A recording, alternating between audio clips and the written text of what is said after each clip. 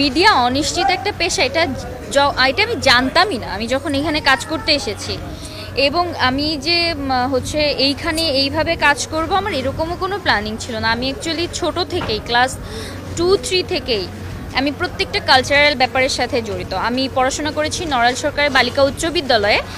আমাকে ওই একদম বাচ্চাকাল থেকে ক্লাস 3 থেকে যে সাংস্কৃতিক অঙ্গনে আমাকে নামিয়ে দিয়েছেন টিচাররা, প্লাস হচ্ছে আর আমি ওইখান থেকেই এই সংস্কৃতির সাথে সাংস্কৃতিক ব্যাপার স্যাপার নাচ অভিনয়ের সাথে জড়িত। থিয়েটার করেছি লুকিয়ে, নাচ শিখেছি লুকিয়ে। সো যখন আমি এরপরে আমার অভিনয়ের আগ্রহ থেকেই আসলে থিয়েটারে ভর্তি হওয়া, কিন্তু পরবর্তীতে অভিনয় করতে করতে বুঝলাম যে থিয়েটার আর দুইটা মানে দুই রকম আলাদা।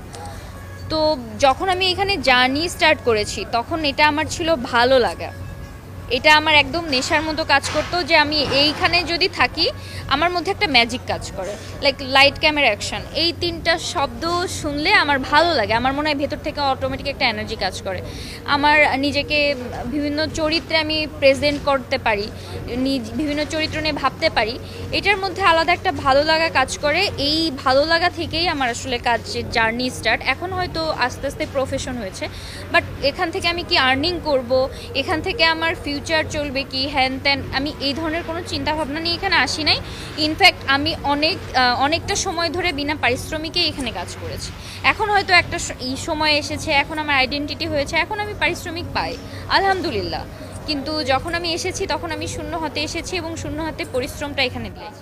আমার কাছে নাটক ইন্ডাস্ট্রিতে আমি মাত্র মানে নিজেকে তৈরি করেছি এতদিন, আস্তে আস্তে আমি তৈরি করেছি, শিখেছি। এখন আমার কাছে মনে হয় যে আমি সবার সাথে কাজ করার জন্য প্রস্তুত হয়েছি, কিন্তু আমার জায়গাটা এখনও অনেক ছোট। আমি অনেকের সাথে এখনও নিজের বিস্তার ঘটাতে পারি নাই। সো আমি একজন উদীয়মান অভিনেত্রী বলা চলে, এবং আমি আশা রাখি যে আমাকে যদি কাজ করার সামনে সুযোগ দেন, ভালো ডিরেক্টরদের সাথে কাজ হন, ভালো কোয়ার্টিস্টদের সাথে আমার কাজ হয়, আমি একজন ডিরেক্টর আর্টিস্ট, সো আমি ভালো করতে পারবো। শুরুর দিকে এই দিকের শুরুটা, পড়াশোনার শুরুটা দুটো একসাথে হয়েছে আমার, কারণ আমি নাট্যকলা বিভাগের শিক্ষার্থী। তো আমি যখন নাট্যকলা বিভাগে ফার্স্ট ইয়ার ফার্স্ট সেমিস্টারে, তখন থেকেই আমার অ্যাক্টিংয়ের জার্নি স্টার্ট। তো হচ্ছে তখন আমাকে দুইটা ব্যালেন্স করতে হিমশিম খেতে হয়েছে। অবশ্যই থিয়েটার এমন একটা ডিপার্টমেন্ট, এটাতে আসলে প্রচুর সময় দেওয়া লাগে একটা শিক্ষার্থীকে। যখন প্রোডাকশন হয় 2 মাস 3 মাস সময় দেওয়া লাগে, ওই সময়টা দিতে না পারলে অনেক ক্ষেত্রে শিক্ষকরা হচ্ছে একটু হয়তো অভিমান করেন। তো এটা মেনে নিয়ে অ্যাকসেপ্ট করেই কাজ করতে হয়। আমার বেশিরভাগ শ্যুট আমি আউটডোর খুব কম করি, উত্তরাতে রাখার চেষ্টা করি। কারণ হচ্ছে আমার আব্বু আম্মু দুজনই আমার সাথে থাকেন, সুতরাং আমি আউটডোর মানে যেতে চাই না খুব বেশি। আর আউটডোর গেলেও সেরকম প্রিপারেশন নিয়ে যায়।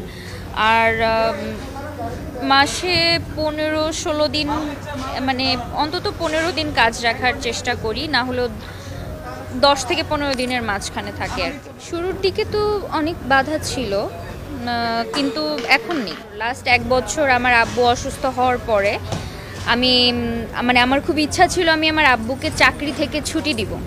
তো আল্লাহ আমাকে সেই তৌফিক দিয়েছে, আমি আব্বুকে ছুটি দিতে পেরেছি। কারণ আব্বুর এখন কাজ করার অবস্থাই নেই, আব্বুর শারীরিক অবস্থা এত খারাপ, মানে ওনাকে তো যত্ন করে রাখতে হবে। সো ওই সময়টাতে আমি মনে করি যে আল্লাহ আমাকে এতটুকু যোগ্যতা বা ক্ষমতা দিয়েছিলেন বিধায় আমি আমার আব্বুকে সঠিক সময়ে মানে রেস্টে পাঠাতে পেরেছি।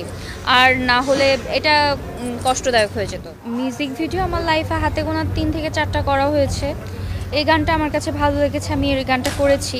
অনীহা বলতে তেমন কিছু না, আমি ভালো কাজ আসলে তো অবশ্যই করতে ইচ্ছা করবে। আমার কাছে ওরকম ভালো কাজ হয়তো আসে নাই, ভালো গান হয়তো আসে নাই যেটাতে আমার মনে হয়েছে এটা আমার করা উচিত, দ্যাটস ওয়াই করা হয় নাই। অবশ্যই মিউজিক ভিডিওতে অনেক ভালো গান হয় না, আমার অনেক ভালো ভালো সিঙ্গার বাংলাদেশে যারা আছেন, আমার ওনাদের এই গানে অবশ্যই কাজ করার ইচ্ছা আছে। সো ওরকম গান আসলে তো অবশ্যই করব। অনীহা ঠিক না, কিন্তু কোয়ালিটিফুল কাজ হলে করার ইচ্ছা।